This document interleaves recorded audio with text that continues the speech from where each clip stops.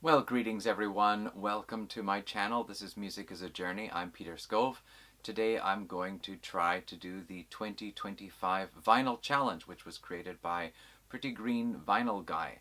Actually, it was a channel that I'd never heard of before, but it was good to get to know. I got a chance to watch his video introducing the 2025 vinyl tag, as well as his Sad Bastard tag. Got to watch that one too.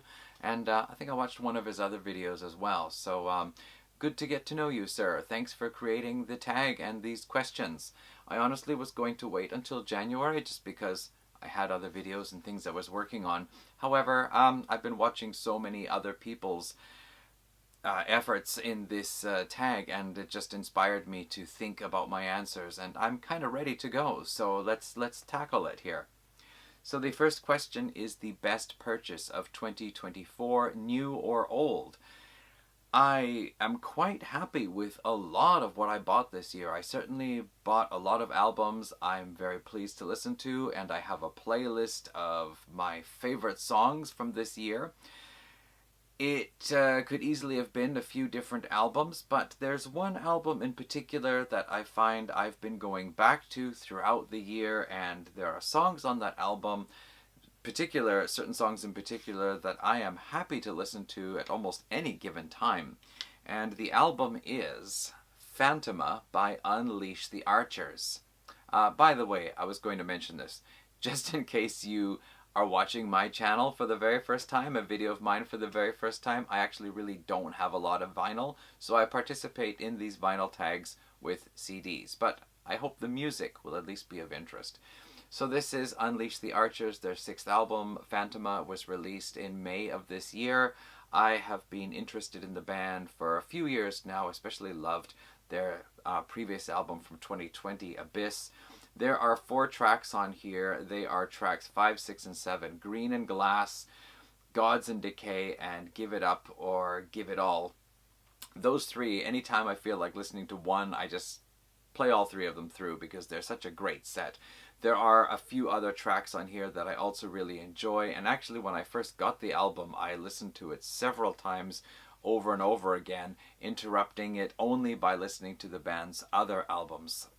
50 years later, the best album from 1974 is question number 2. As usual now for the last few years, I start in January doing a video about albums in my collection that are 50 years old, so of course I did that for 1974 in January.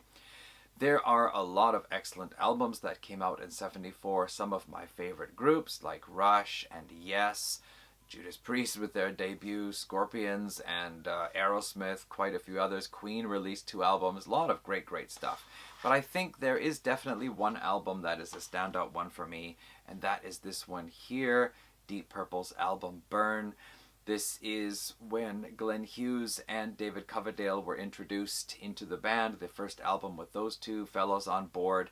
I feel that this is Deep Purple reinvigorated. Certainly Ritchie Blackmore was very excited to have new blood in the band. At the time, he was very eager to work on some new ideas with these people, and I think they put out an excellent, vigorous, lively album with some of Deep Purple's most exciting music on there. I'd say this is probably in my top 5 for Deep Purple albums. I think everything but the final track, A200, the instrumental, not really keen on that one there, but things like Burn, Might Just Take Your Life, Lay Down, Stay Down, Sail Away, You Fool No One, and Mistreated. What's going on here too? What the heck? Put them all in there. Yeah, they are all really great songs. This is a really solid, great sounding album by a very talented band. Question number 3 is an album that defines a genre. I had a few different ones in mind, but as I was rummaging about in the boxes of CDs that are under this table behind me, I saw this one here. This is the Banks of Eden by the Flower Kings, which is a little bit old now. I think this album goes back to 2012, it does. So around 2012, I really started to dive deep into progressive rock and find out what it was that this whole scene was all about. And of course, I knew some of the bands that I already had in my collection. Plus, I found out about a lot of other of the classic bands that I heard about, but wasn't aware exactly what progressive rock was all about. But I also sought out newer bands, and this one here, the Flower Kings, came up recommended at the bottom of Amazon one time. So I bought it, I checked it out, I bought it, and this is a modern day symphonic prog album, heavily inspired by what Yes was doing. But as well, Roine Stolt, who is the main man behind Flower Kings, also played in a band called Kaipa out of Sweden back in the late 70s, which was also a symphonic prog band. So, I mean, he's had his fingers in the water, or whatever you want to say, since he was like 16, 17 years old in Sweden back in the 70s. Anyway, I have about 6 Flower Kings albums. I do like them all, but I think this one remains my favorite. And it actually comes in 2 discs. One is the album proper, and then there are 4 extra songs. And some of my favorite Flower Kings songs are on this album. So that is an album that defines a genre. This is really modern day melodic symphonic prog with lots of pop melodies but complex music.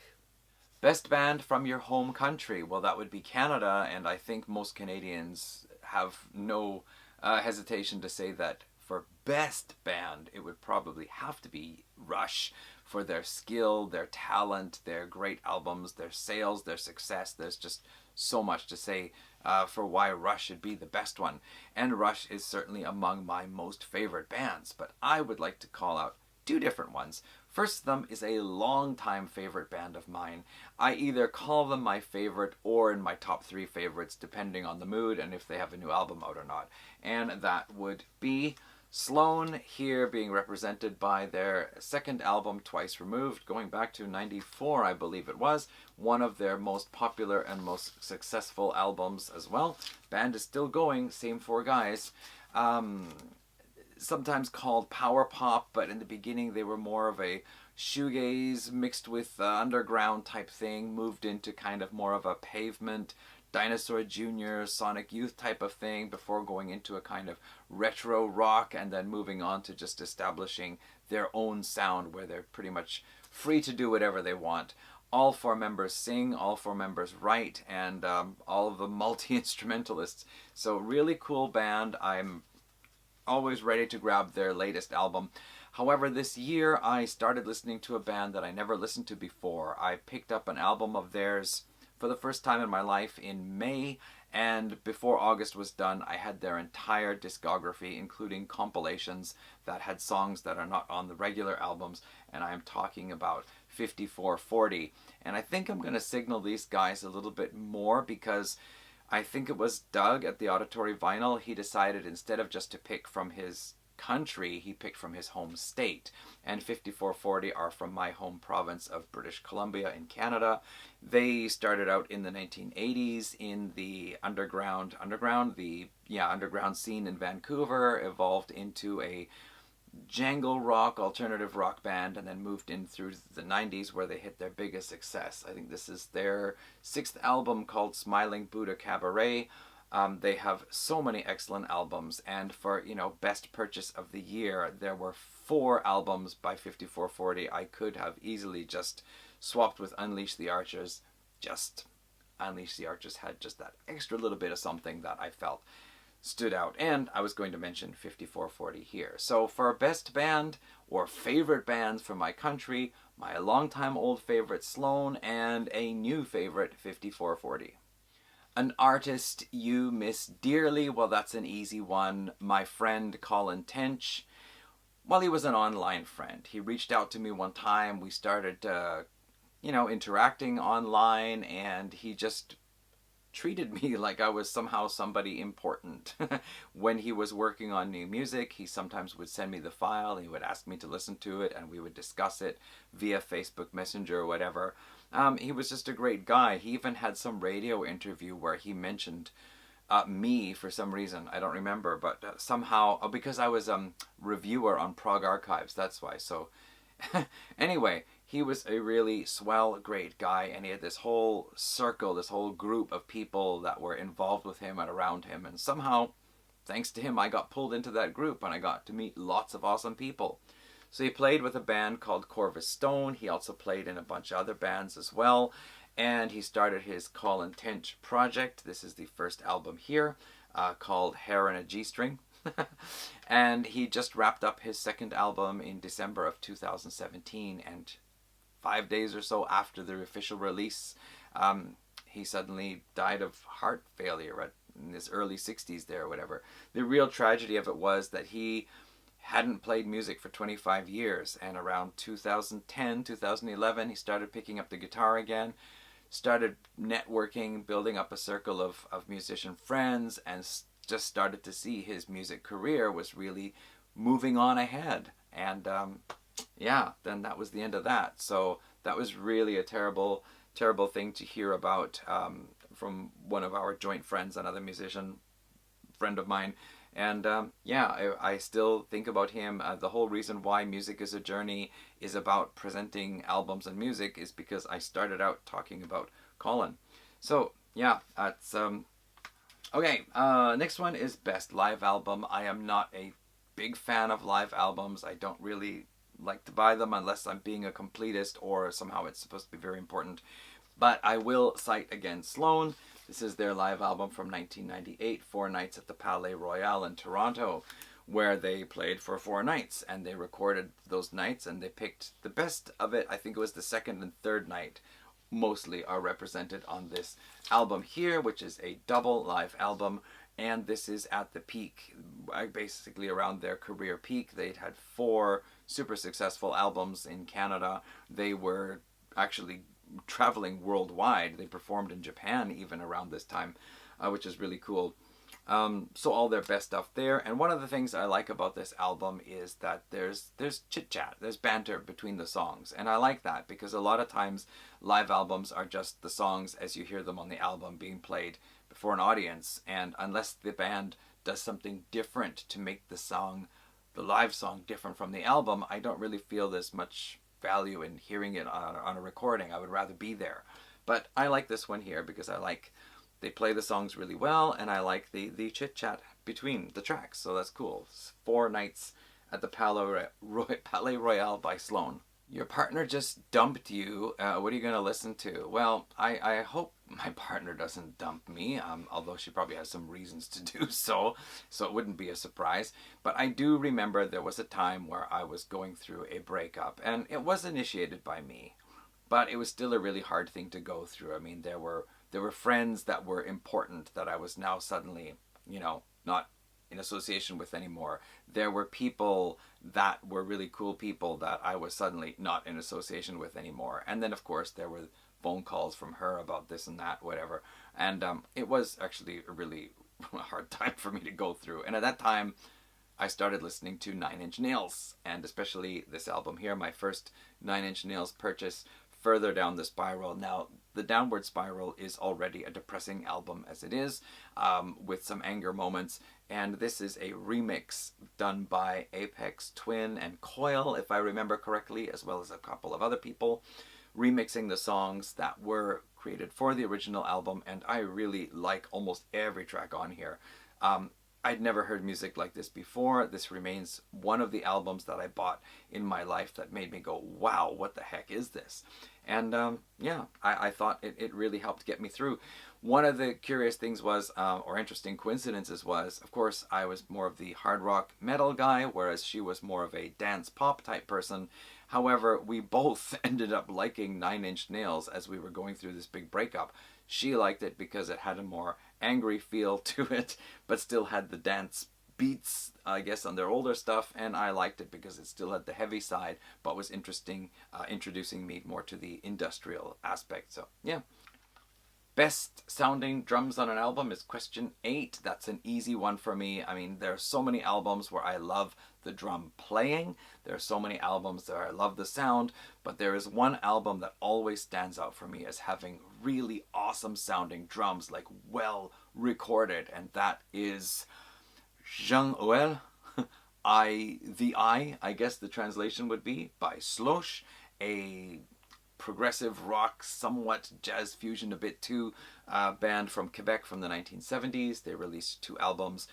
There is a track on here called Algébrique, which is just fantastic. And there's one part that really features the drums because it's like music and a bit of a drum passage and music and a drum passage and music and a drum passage, and I just love that sound of the drums on that one there. It's a highlight of the album for me. But yeah, the drumming on this album, the recording and the performances are great. So I'm going to name for best sounding drums on an album, I'm picking Slosh and Jean Ouel. Okay. Favorite artist who is a member of 2 or more bands. There are so many people that I know, I'm in contact with, who are members of different bands. So I'm going to pick just one of them. This is a fellow from Germany named Marek Arnold. He plays keyboards and saxophone. He is in this band Cyril. This is their album Paralyzed. Kind of melodic, pop melody type progressive rock. He's in a band called 7 Steps to the Green Door. This is the question mark book, which is the second in a trilogy of albums. The question mark lie, the question mark book, and the question mark truth, which was just released not that long ago. Toxic Smile, the first band he was in, at least as far as releasing albums goes, they no longer exist. Gabria, I think he's only done the one album, or they've only done the one album, but he sent me that one when I purchased some stuff from him. Flaming Row, fantastic progressive anything type band. If you like Arian and Dream Theater, you'll probably love this stuff. This is great. And he was also in Daminic, who released 3 albums. And Daminic, a little bit more of a softer type of progressive rock band, but certainly very, very good. And I think they released 3 albums. They did release 3 albums, and that might also be the end of it. Okay, so that's Marek Arnold. Question 10 is Beatles or Stones. So not long ago I did a video where I showed my Beatles collection, which is Revolver, and my Stones collection, which is Their Satanic Majesty's Requests. I have 1 album from either band. Both albums I like. Both albums have 1 song that I really like. And Your Bird Can Sing by the Beatles and 2000 Light Years from Home by the Stones. I have considered possibly buying a couple more Beatles albums at some point. I've considered possibly buying a couple more Stones albums. Neither band is, figures all that big in that way in my collection. I would choose the Stones because their style of music has inspired a lot of the bands I really like listening to, like Aerosmith and a lot of the even 80s kind of like hair metal and hard rock bands and so on. But I might also pick the Beatles because a lot of the bands I like, such as Sloan and Shonen Knife and probably 5440, have either a strong Beatles influence or they liked the Beatles or whatever. So maybe the Beatles have more of an influence in a lot of the music I like now, and the Stones had a lot of an influence in the music that I was really into before. So I don't know. Can't say. Can't call it.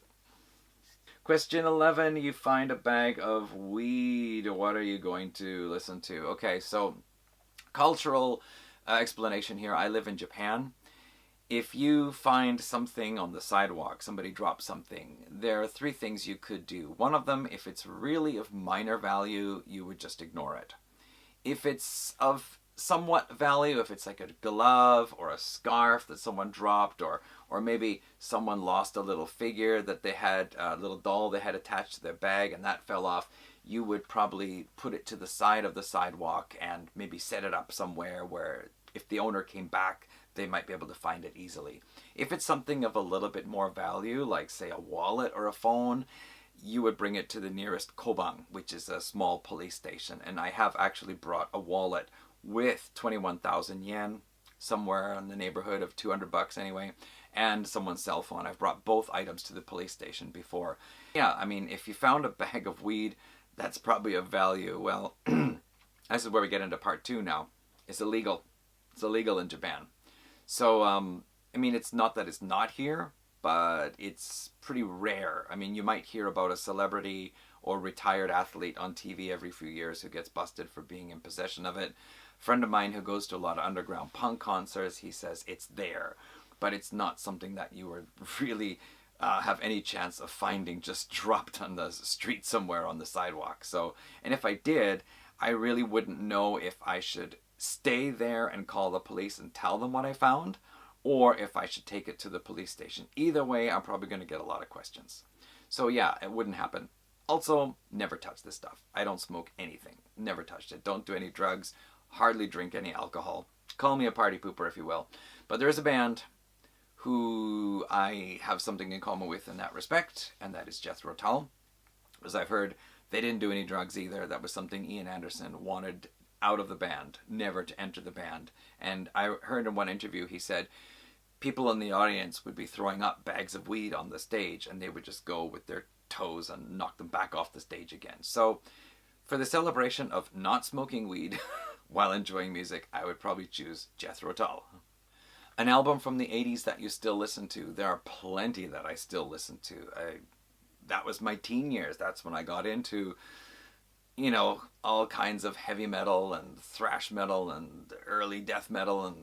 But recently I've seen a few videos by a channel called Off the Charts where he puts on an album and plays about 15 seconds of it. And one of the albums he picked out was Wasted's debut album Vices from 1983. So of course this is Pete Way of UFO. He left UFO and was going to start a band with Fast Eddie Clarke of Motorhead, and they called the band Fastway. But Pete Way was still under contract with Chrysalis Records, and Fastway, I think they were picked up by CBS, maybe it was. So because of his contract, Pete Way actually couldn't continue in Fastway and he had to leave it. So he started his own band on the Chrysalis label called Wasted. Just really great melodic hard rock, gritty stuff, fun stuff, excellent stuff from 1983. Really great songs that I still go back and listen to many times.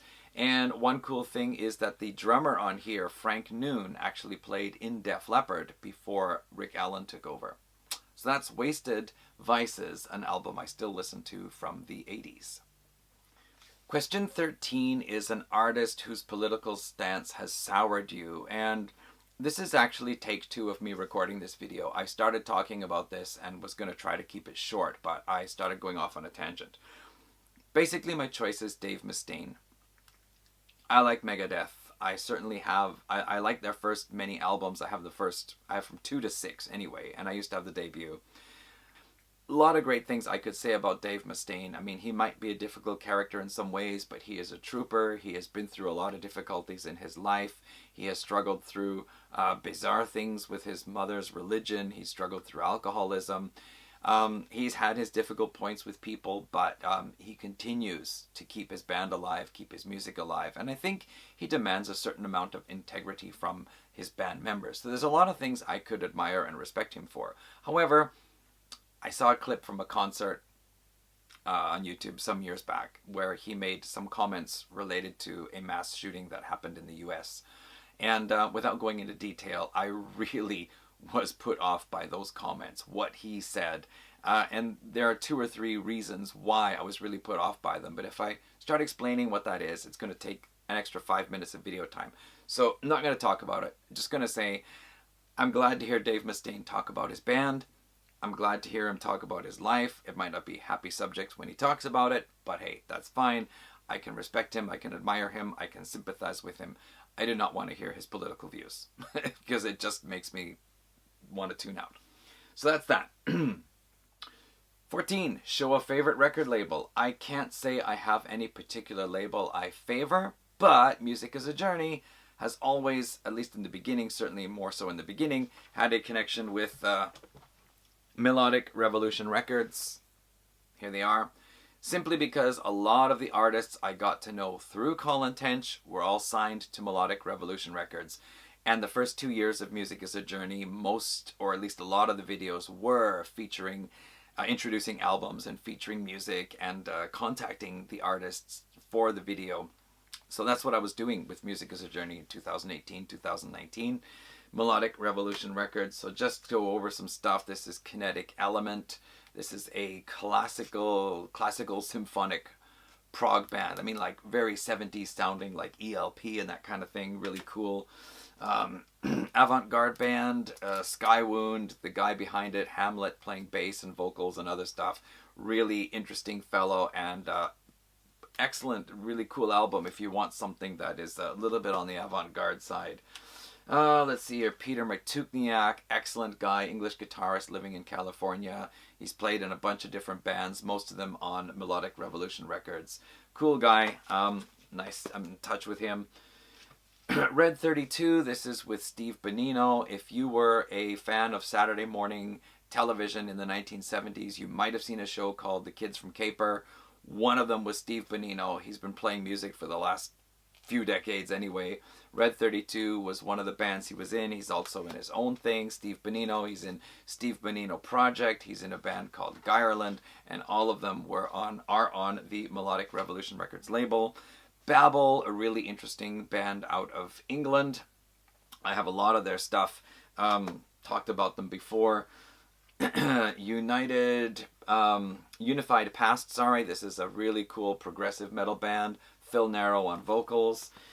Petri Lindström, a bass player from Finland. This is his Petri Lindström Project album, Hail to Sabbath. Really cool Black Sabbath sounding album. Murky Red, a band, I don't know what they're doing these days, but they put out 2 really cool albums in the 2010s. I was in touch with them for a while, even actually helped out with a video that they were doing. Progland, again, Petri Lindström here. This is a progressive hard rock type band, similar to Uriah Heep, classic Uriah Heep. Snakes and Angels, an album, Origins. This is by Gordo Bennett. Gore Music, excellent guitar player as well as composes symphonic stuff using very high quality software for that. A really cool, nice guy. Oceans 5, Andy Bradford's, it is Andy Bradford, right? Andy Bradford's Oceans 5, which also features Colin Tench on here.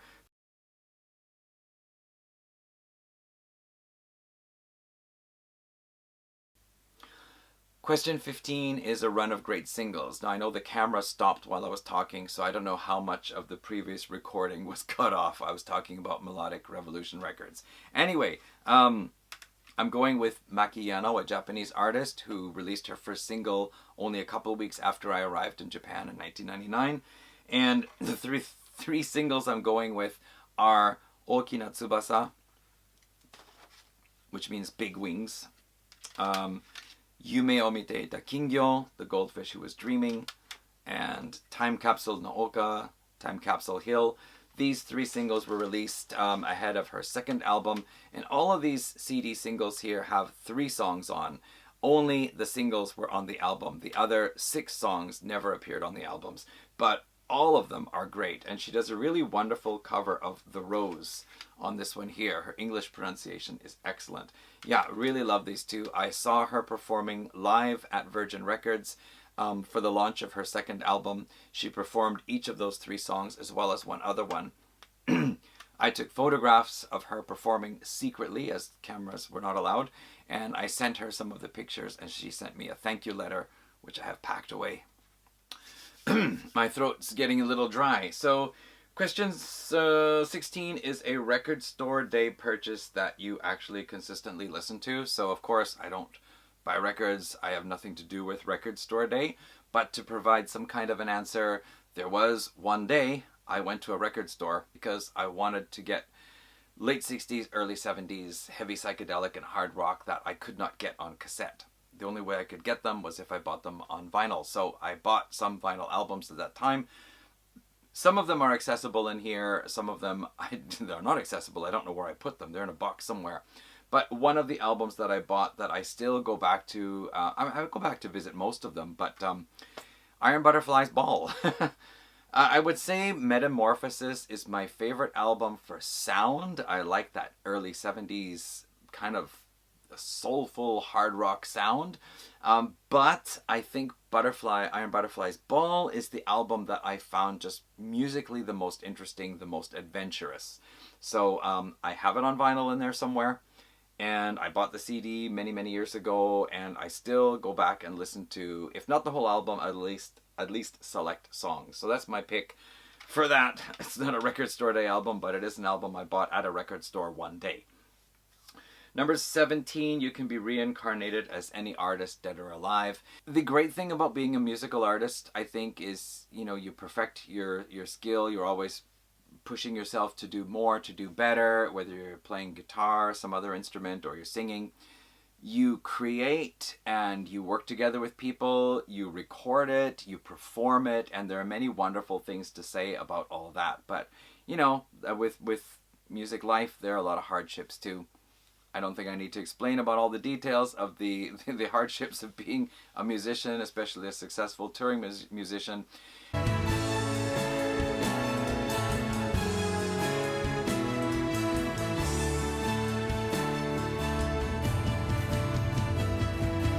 Best 3 lines in a song. That is a really tough one too, because there are so many great lines. But as I was thinking about what to pick, I came across the audio of Being, the album by the Matthew Good Band before Matthew Good split up his band and went solo.